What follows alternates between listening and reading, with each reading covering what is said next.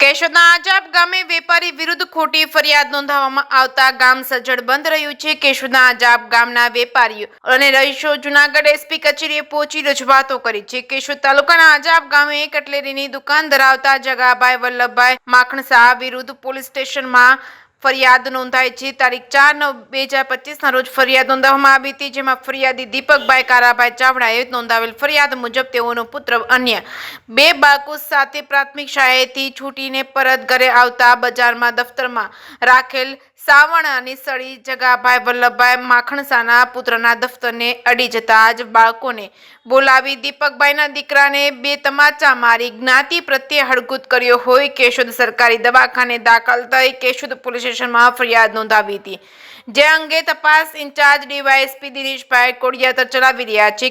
Keshod police દ્વારા નોંધવામાં આવેલી ફરિયાદ પાયા વિહોણી હોય અજાબ ગામના વેપારીઓ રહીશોમાં રોષ ભભૂકી ઉઠતા સમગ્ર ગામની દુકાનો કામ ધંધા બંધ રાખી જૂનાગઢ જિલ્લા પોલીસ ભવન ખાતે પૂરી સંખ્યામાં પહોંચી અને જૂનાગઢ જિલ્લા એસપી સાહેબ સમક્ષ લેખિતમાં રજૂઆતો કરી હતી। કેશોદના અજાબ ગામના વેપારી વિરુદ્ધ કેશોદ પોલીસ સ્ટેશનમાં ફરિયાદ નોંધાવવામાં આવી છે, જેના ફરિયાદી દીપકભાઈ કારાભાઈ ચાવડાએ લખાવેલ હકીકત તદ્દન ખોટી છે। ફરિયાદી અજાબ ગામના રહીશો સાથે ઝઘડા કરવા ઉપરાંત જાહેર સંસ્થાઓ, સરકારી હોસ્પિટલ, કન્યાશાળા, હાઈસ્કૂલ, આંગણવાડીના કર્મચારીઓ સાથે વારંવાર માથાકૂટ ઝઘડા કરેલા છે। ઝઘડાખોર માનસિકતા ધરાવતા હોય અને અજાબ ગામમાં વર્ગ વિગ્રહ ઉભો કરી અશાંતિ ફેલાવવા માંગે છે। કેશોદના અજાબ ગામના વેપારી જગાભાઈ વલ્લભભાઈ માખણસાહ વેપારી વ્યક્તિ અને શાંતિપ્રિય વ્યક્તિત્વ ધરાવે છે, ત્યારે ખોટી ફરિયાદ નોંધાવવાના ઈરાદે ખોટી બોલાચાલી કરી ફરિયાદીએ ઉપજાવી કાઢેલી ફરિયાદ નોંધાવવામાં આવી હોય ન્યાયિક તપાસ કરવા માંગણી કરવામાં આવી છે। કેશોદ તાલુકાના અજાબ ગામના વેપારીઓ અને રહીશો દ્વારા બોડી સંખ્યામાં જૂનાગઢ જિલ્લા પોલીસ ભવન ખાતે પહોંચી જૂનાગઢ જિલ્લા પોલીસ વડા સમક્ષ કેશોદ પોલીસ સ્ટેશનમાં નોંધવામાં આવેલ ખોટી ફરિયાદ અંગે ન્યાયિક તપાસ કરવા રજૂઆતો કરી છે। ઉપરાંત રજૂઆત કરવા દલિત સમાજના લોકો પણ જોડાયા હતા અને કહ્યું હતું કે અજાબ ગામે અમારી સાથે કોઈ પ્રકારનો ભેદભાવ રાખવામાં આવતો નથી અને અમે 60 જેટલા પરિવારો ગ્રામજનો સાથે હળી મળીને રહીએ છીએ। કેશોદના અજાબ ગામે સજ્જડ બંધ વેપાર ધંધા બંધ રાખી વિરોધ કર્યો છે, ત્યારે જનપ્રતિનિધિઓ પોતાના દ્વારા ઉચ્ચ કક્ષાએ રજૂઆત કરશે કે વોટ બેંકની રાજનીતિ કરશે, તે તો હવે આવનારા દિવસોમાં જ ખબર પડશે કે શું થશે। જે કેસિંગ ગુજરાતી સાથે રાજુ પંડ્યા, કેશોદ। મારું નામ કાંતિલાલ નથુભાઈ ઈસુ, ગામ અજાબ। અમારા ગામની અંદર મારો ભાણેજ ઇલેક્ટ્રિકની દુકાન હકાવે છે અને ન્યાયની બાજુની અંદર આ જે દીપકભાઈના છોકરોની આવતા હતા અને એની એક છોકરીને પણ મારેલું છે અને એક છોકરાને મારેલું છે અને અમારો ભાણેજનો છોકરો આવતો હતો એને હોત મારો, એટલે અમારા ભાણેજે એને છૂટા પાડવાની કોશિશ કરી તો એણે અમારા ઉપર આવો ખોટો આક્ષેપ કરી કે અમને વર્ધૂત કરે ને આન તેને એવા ગેરશબ્દ બોલી અને અમારા ઉપર જે કેસ દાખલ કરેલ છે એ બાબતથી અમે એસપી સાહેબને તથા કલેક્ટર સાહેબને રજૂઆત કરવા માટે આવ્યા છે। તો એસપી સાહેબ અને કલેક્ટર સાહેબ આમાં યોગ્ય માર્ગદર્શન આપે અને યોગ્ય તપાસ કરી અને અમને ગાંધીજી માર્ગેના ન્યાય આપે એટલી અમારી અપેક્ષા છે।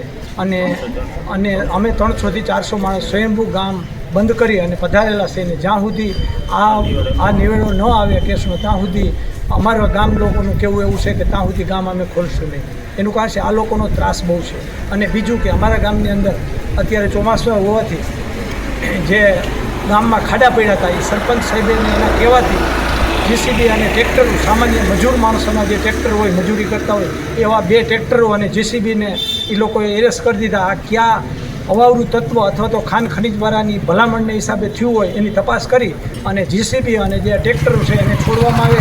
જો આવી રીતે તો કાલ સવારે પંચાયતને કોઈ સાધનો પણ નહીં મળે અને જો સરપંચ સાહેબને એની જો બિનકાયદેસર આ કાંઈ કર્યું હોય અને પોતાની માલિકીમાં અથવા ખેતરમાં નાખતા હોય અને ખાન ખનીજવાળા લોકો એને હેરાન કરે તો બરાબર છે।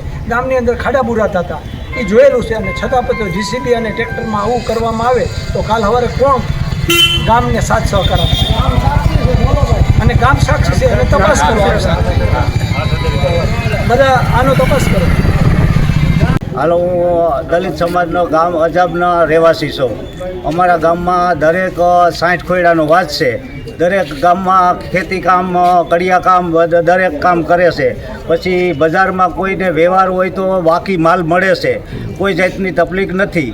વારંવાર કોઈ પણ વસ્તુનો ડખા થતા નથી અને અમારા જાતે બધાય હળી મળીને રહીએ છે। નાની એવી વાતમાં આવો ઝઘડો થાય એ વ્યાજબી ના કહેવાય।